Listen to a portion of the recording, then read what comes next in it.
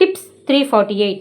ஜாதிக்காய், ஏலக்காய், கிராம்பு 1 சேர்த்து பொடித்து பாயாசம் போன்ற இனிப்பு வகை சேர்த்து செய்தால் சுவை அதிகரிக்கும்.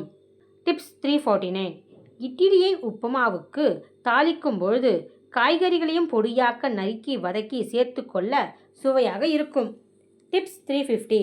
வாழைத்தண்டு, வாழைக்காய் மற்றும் வாழைப்பூ இவற்றை சமைக்கும் பொழுது 2 டேபிள் ஸ்பூன் தேங்காய் எண்ணெயை ஊற்றி சமைத்தால் மணமாகவும் சுவையாகவும் இருக்கும். டிப்ஸ் 351.